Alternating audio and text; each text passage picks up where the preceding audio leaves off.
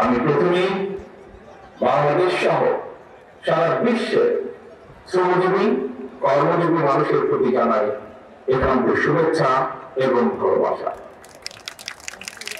18 কোটি বেশি মানুষের এই বাংলাদেশে বিভিন্ন সেক্টরে সব মিলিয়ে কর্মক্ষম শ্রমজীবী মানুষের সংখ্যা প্রায় 8 কোটি বা তারও কিছু বেশি। ভাই বোনেরা, এর ভেতর নারী শ্রমিকের সংখ্যা প্রায় অর্ধেক। শ্রমজীবী কর্মজীবী এইসব মানুষেরাই আমাদের এই প্রিয় বাংলাদেশের উন্নয়ন এবং অর্থনীতির প্রাণ। দেশের কোটি কোটি শ্রমজীবী কর্মজীবী মানুষ, তান্ত্রিক জনগোষ্ঠী, কৃষক, শ্রমিক, দিন মজুর মেহনতি জনগণকে অবহেলা কিংবা অধিকার বঞ্চিত রেখে আমাদের মুক্তিযুদ্ধের কাঙ্ক্ষিত বাংলাদেশ প্রতিষ্ঠা করা সম্ভব নয়। শ্রমজীবী কর্মজীবী প্রিয় ভাই ও বোনেরা, আপনারা যারা আজকের এই সমাবেশে হাজির হয়েছেন, অবশ্যই আপনাদের একটি লক্ষ্য বা উদ্দেশ্য রয়েছে, একটি প্রত্যাশা রয়েছে। কি সেই প্রত্যাশা, কি সেই উদ্দেশ্য?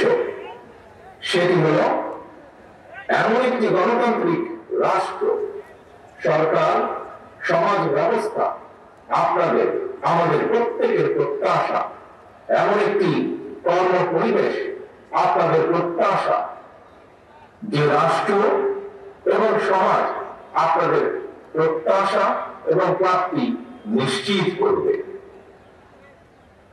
মাথার ঘাম পায়ে ফেলে উৎপাদন উপার্জন করার পর আপনারা শ্রমের ন্যায্য মূল্য পাবেন। রাষ্ট্র ও সমাজে আপনাদের অধিকার এবং মর্যাদা নিশ্চিত থাকবে। এমন একটি গণতান্ত্রিক রাষ্ট্র, সরকার, সমাজ ব্যবস্থায় আপনাদের সহ আমাদের সকলের প্রত্যাশা। এমন একটি বাংলাদেশ প্রতিষ্ঠিত হলে আপনারা ভালো থাকবেন, আপনাদের পরিবার ভালো থাকবে, বাংলাদেশ ভালো থাকবে। আপনারা ভালো থাকলে দেশ ভালো থাকবে। দেশ এবং জনগণ ভালো থাকলে, দেশে জনগণের অধিকার প্রতিষ্ঠিত থাকলে কেউ বাংলাদেশকে তবে তার রাষ্ট্রে পরিণত করতে পারবে না। সুতরাং দেশে জনগণের অধিকার প্রতিষ্ঠিত থাকা না থাকার সঙ্গে, জনগণের ভালো থাকা না থাকার সঙ্গে কিন্তু দেশের স্বাধীনতার সার্বভৌমত্বের সরাসরি সম্পর্ক রয়েছে। প্রিয় ভাই বোনেরা, আপনাদের ভালো রাখার জন্য, দেশ এবং জনগণকে নিরাপদ রাখার জন্য, জনগণের অধিকার সুপ্রতিষ্ঠিত রাখার জন্যই আমাদের এই রাজনীতি, বিএনপির রাজনীতি। আমাদের সকলের প্রিয় দল বিএনপির প্রতিষ্ঠাতা, বাংলাদেশের স্বাধীনতার ঘোষক শহীদ রাষ্ট্রপতি জিয়াউর রহমানের একটি কথা এই ক্ষেত্রে আমি স্মরণ করতে পারি। শহীদ জিয়া বলেছিলেন, আমাদের রাজনৈতিক দর্শন হল জনগণের কল্যাণে কাজ করা। প্রিয় ভাই বোনেরা, জনগণের রায় বিএনপি অনেকবার রাষ্ট্র পরিচালনার দায়িত্ব পালনের সুযোগ পেয়েছে। বিএনপি সরকার প্রতিবারই মানুষের অধিকার এর প্রতি সম্মান রেখে জনগণের কল্যাণে আন্তরিকভাবে দায়িত্ব পালনের চেষ্টা করেছে। এ কারণেই কিন্তু বিএনপির নেতাকর্মীদেরকে কখনোই দেশ ছেড়ে পালিয়ে যেতে হয়নি। প্রিয় ভাই বোনেরা, গত 1.5 দশকে স্বাধীন বাংলাদেশকে পরাধীনতার শৃঙ্খলে আবদ্ধ করে ফেলা হয়েছিল।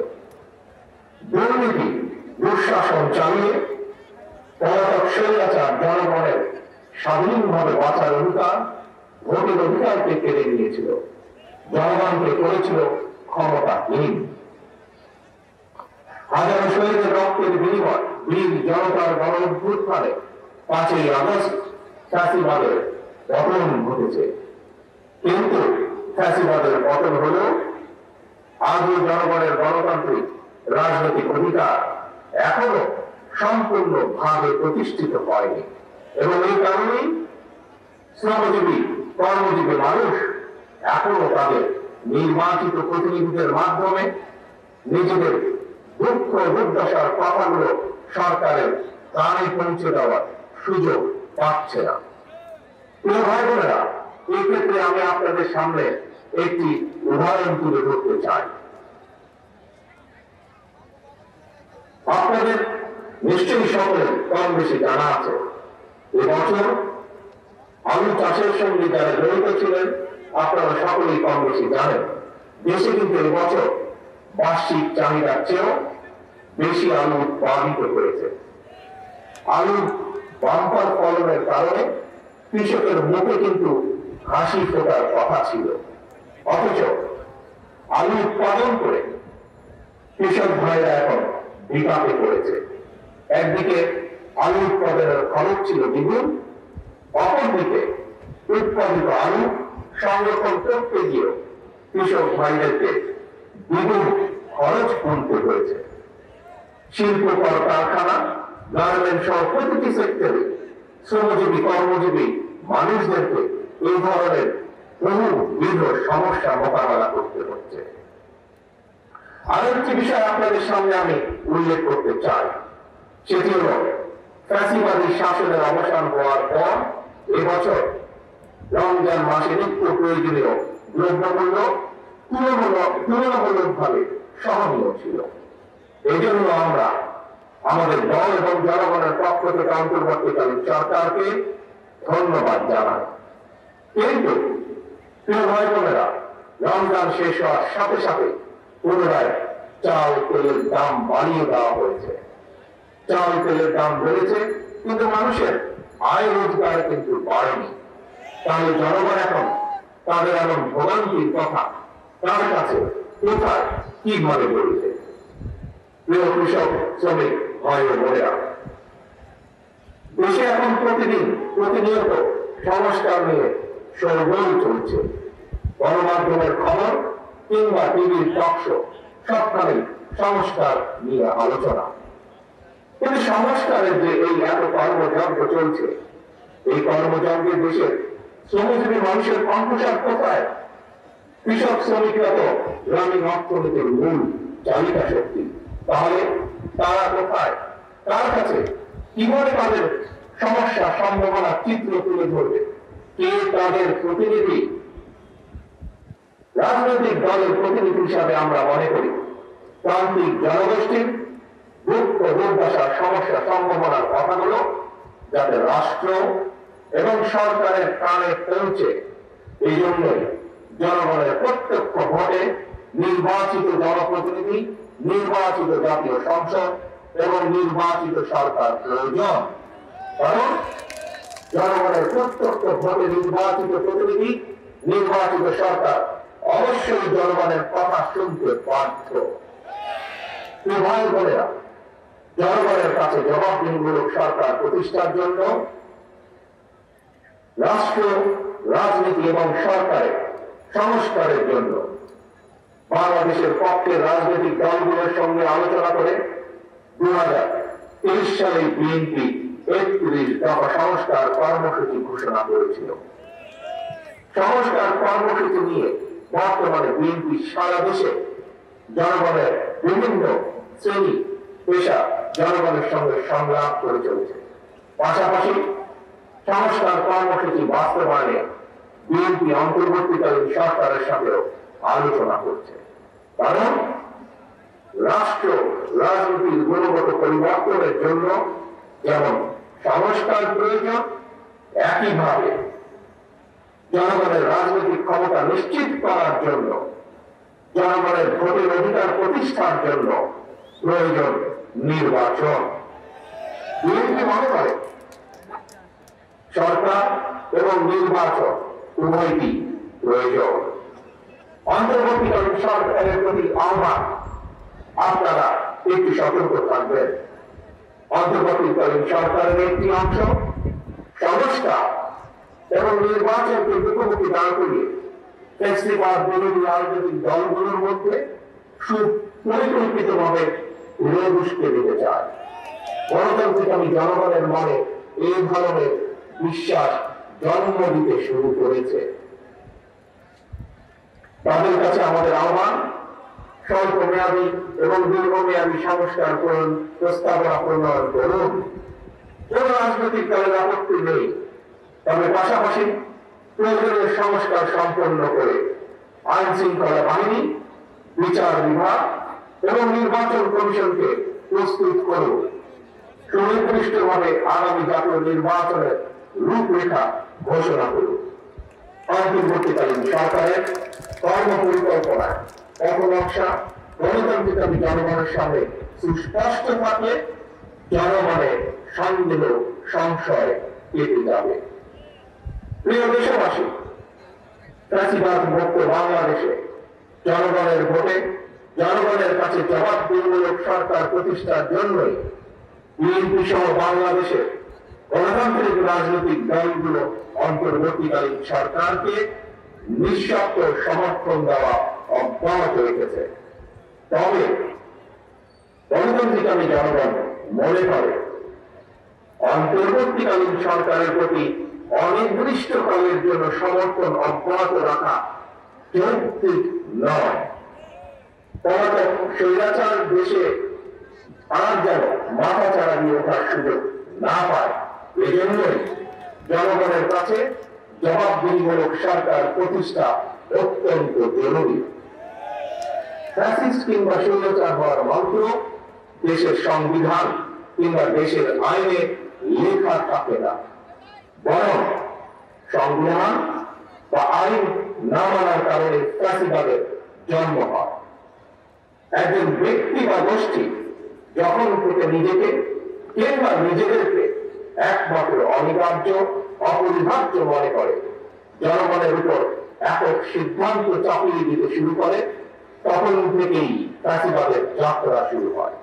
এবং এ কারণেই বলতে চাই, কোন ব্যক্তি অথবা গোষ্ঠীর মনে বিনামূল্যে ক্ষমতা নির্ধারিত করার সূত্র ঘটনা কোন আকাঙ্ক্ষা যেন রাষ্ট্রীয় সরকারকে ফ্যাসিবাদের প্রতি প্রলুব্ধ করতে না পারে, সেজন্যই জনগণের প্রত্যক্ষ ভোটে নির্বাচিত জনপ্রতিনিধি, নির্বাচিত জাতীয় সংসদ এবং জবাবদিহিমূলক সরকার প্রতিষ্ঠা করা দরকার।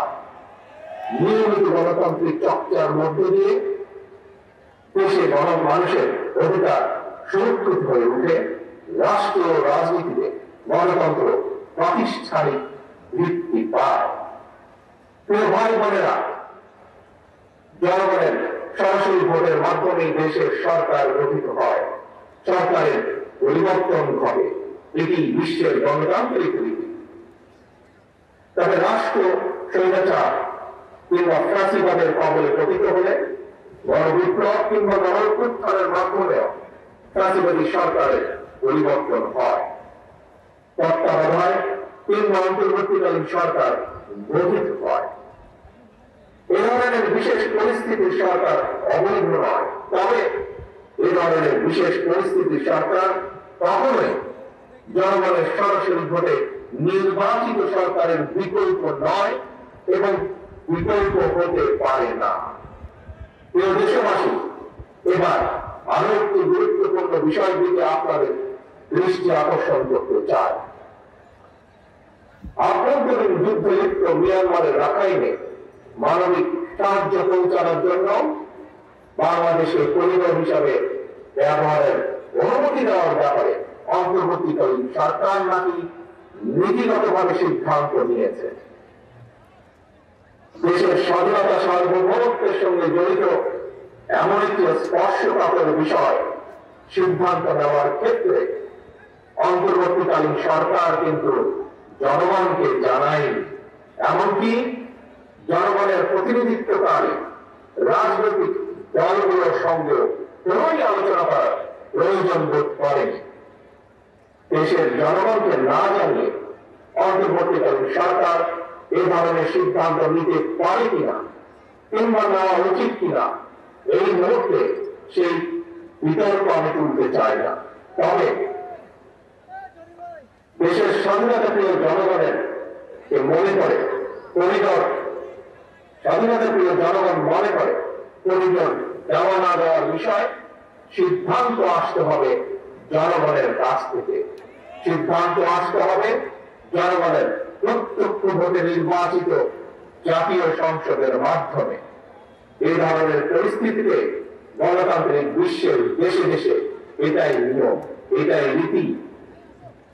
আমাদের বক্তব্য স্পষ্ট, বিদেশিদের স্বার্থ রক্ষার স্বার্থে নয়, অন্তর্বর্তীকালীন সরকারকে সবার আগে দেশের জনগণের স্বার্থ নিশ্চিত করতে হবে। কারণ মিয়ানমার, ভারত, পাকিস্তান কিংবা অন্য কোনো দেশ নয়, সবার আগে বাংলাদেশ।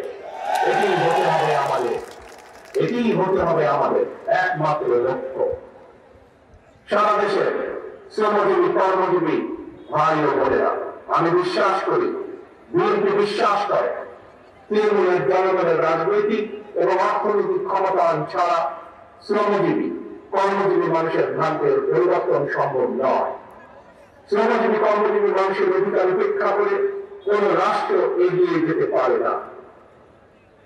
শ্রমজীবী, কর্মজীবী মানুষের শ্রম, ঘাম, মেধার উপর নির্ভর করে একটি দেশের উন্নয়ন এবং অর্থনীতির শক্তিশালী ভিত্তি রচিত হয়। প্রিয় দেশবাসী, 1971 সালে অর্জিত মুক্তিযুদ্ধের বাংলাদেশ, 75 সালের 7ই নভেম্বরের আধিপত্যবাদ এবং প্রাবিধান মুক্ত বাংলাদেশ, 90-এর স্বৈরাচার মুক্ত বাংলাদেশ, 2024-এর 5ই আগস্টে ফ্যাসিবাদ মুক্ত বাংলাদেশ। দেশের ইতিহাসের প্রতিটি বাঁকে জনগণের একটি সুমহান আকাঙ্ক্ষা। কি সেটি? সেটি হচ্ছে একটি বৈষম্যহীন, নিরাপদ, মানবিক, গণতান্ত্রিক বাংলাদেশ বিনির্মাণ।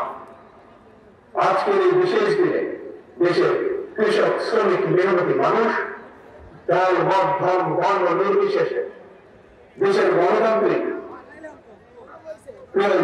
প্রিয় জনগণের প্রতি আহ্বান, কোন উস্কানি কিংবা অপপ্রচারে বিভ্রান্ত হবেন না। 71-এর মুক্তিযুদ্ধ থেকে আজ পর্যন্ত সকল শহীদদের কাঙ্ক্ষিত বাংলাদেশ প্রতিষ্ঠার জন্য আসুন আমরা ঐক্যবদ্ধ হই, ঐক্যবদ্ধ থাকি।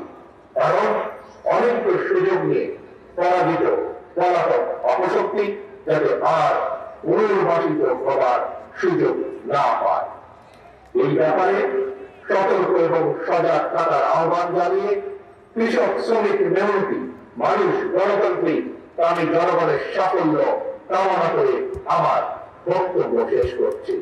আল্লাহ হাফেজ। বাংলাদেশ জিন্দাবাদ, বাংলাদেশ জাতীয়তাবাদী দল জিন্দাবাদ।